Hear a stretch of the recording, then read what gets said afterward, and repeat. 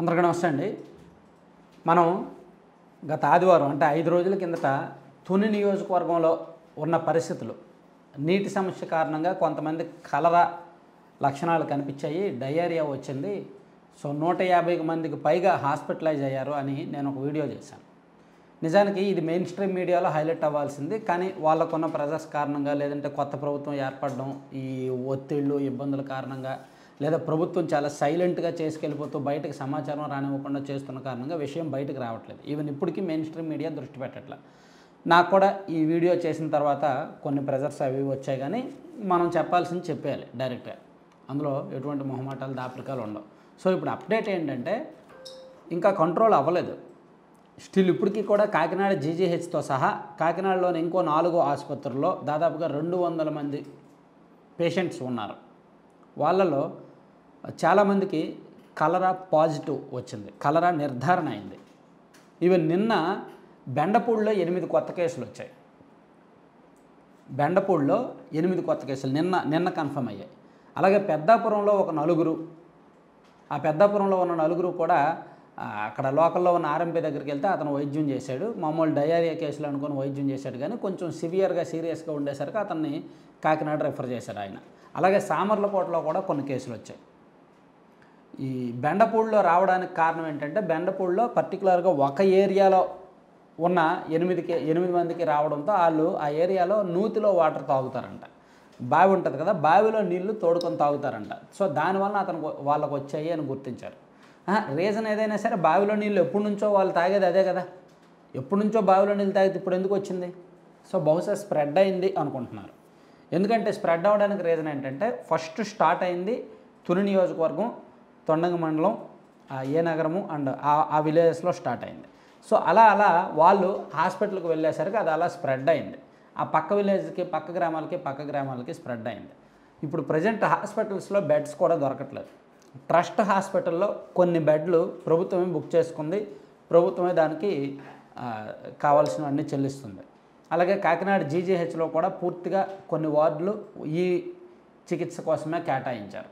అయితే ఇక్కడ సైలెంట్గా ఒక పాండమిక్ లాగా వ్యాపిస్తుంది, సైలెంట్గా వ్యాప్తి చెందుతుంది. ఈ వారం రోజుల్లోనే మొదట 2 గ్రామాల్లో మొదలయ్యి తర్వాత 3వ గ్రామానికి పాకి ఇప్పుడు వారం రోజులు గడిచేసరికి బెండపూడి స్ప్రెడ్ అయింది, సామర్లకోట స్ప్రెడ్ అయింది, పెద్దాపురం స్ప్రెడ్ అయింది. ఈ చుట్టుపక్కల గ్రామాల్లో కొన్ని కొత్త కేసులు వస్తున్నాయి. దానికి కారణం ఏంటంటే వాళ్ళు ఆ హాస్పిటల్లో ట్రీట్మెంట్ తీసుకొని, లేదంటే అక్కడ జాయిన్ అయ్యి మళ్ళీ వేరే ఊర్లు తిరిగేసరికి బహుశా వస్తుందేమో. అంటే ఇది కంట్రోల్ అవ్వట్లా, కంట్రోల్లోకి అయితే రాలేదు. సో ప్రభుత్వం కూడా దీని మీద అప్రమత్తంగానే ఉంది, కాకపోతే విషయం బయటకు రాకుండా ఇంటర్నల్గా చేస్తున్నారు. ఎక్కడెక్కడ ఈ సమస్యలు వస్తున్నాయో ఇమీడియట్గా అక్కడ శానిటేషన్ అది నీట్గా చేయడం, వాళ్ళకి డ్రింకింగ్ వాటర్ ట్యాంకర్ల ద్వారా సప్లై చేయడం, వాళ్ళు ఇప్పటి వరకు తాగుతున్న నీటిని ల్యాబ్కు పంపించడం, అవన్నీ చేస్తున్నారు. అయితే విషయం బయటకు రానివ్వట్ల. ఇప్పుడు కలెక్టర్ గారు దీని మీద రివ్యూలు చేస్తున్నారు, కలెక్టర్ గారి దృష్టిలో ఉన్నాయి, వైద్యాధికారులు డిఎంహెచ్ఓ దృష్టిలో ఉన్నాయి, ఆ జిల్లా అధికారులు అందరి దృష్టిలో ఉన్నాయి, స్థానిక ఎమ్మెల్యేల దృష్టిలో ఉన్నాయి. వాళ్ళందరూ కూడా రివ్యూ చేస్తున్నారు, ఒక యాక్షన్ ప్లాన్ రూపొందిస్తున్నారు, ఏం చేయాలి ఏంటనేది చెప్తున్నారు. కానీ విషయం బయటకు వస్తే, మీడియాలో బాగా హైలైట్ అయితే, ప్రభుత్వ స్థాయిలో ఇప్పుడు గ్రామీణ తాగునీటి సరఫరా విభాగం కొంత ఫెయిల్ అయిందో అనుకోవచ్చు, వాళ్ళు కొంచెం ఇంకా అలర్ట్ అవుతారు. వాటర్ శానిటేషను, వాటర్ అంతా క్లీన్ చేసుకోవడము, బ్లీచింగ్ అది చల్లడము, లేదంటే ఇంకేమైనా అడిషనల్గా మినరల్ వాటర్ సప్లై చేయాలా, తాత్కాలికంగానే చూసుకోవడం, ఇదంతా చేస్తారు. కానీ ప్రభుత్వ పెద్దల దృష్టి వరకు వెళ్ళట్లా. ఆ జిల్లాలోనే లేదంటే ఆ నియోజకవర్గ స్థాయిలోనే దాన్ని ఆపేస్తున్నారనమాట. బయటకు వెళ్తే పరువు పోద్దేమో, ప్రభుత్వం ఏమైనా ఒత్తిడి పెరుగుద్దేమో. ఎందుకంటే సాధారణంగా ఇటువంటి కేసులు వచ్చినప్పుడు పై స్థాయిలోకి వెళ్తే ఒత్తిడి పెరుగుద్ది. డైలీ రిపోర్ట్స్ అడుగుతూ ఉంటారు, వీడియో కాన్ఫరెన్స్లు అంటారు, టెలికాన్ఫరెన్స్లు అంటారు, రిపోర్ట్ల మీద రిపోర్ట్లు పంపించమంటారు. కానీ అక్కడ చేసే దానివల్ల వాళ్ళ వర్క్ కూడా డిస్టర్బ్ అవుద్దనే భయం. అందుకే బయటకు రాకుండా, మీడియాలో హైలైట్ అవ్వకుండా ఇంటర్నల్గా వాళ్ళు చేయాల్సింది చేసుకుంటున్నారు. కానీ కంట్రోల్లోకి రావడం లేదు, కేసులు పెరుగుతున్నాయి. కొత్తగా నేను ఆదివారం చెప్పే సమయానికి 150కి పైగా కేసులు అన్నాను, ఇప్పుడు 250 వరకు కేసులు ఉన్నాయి.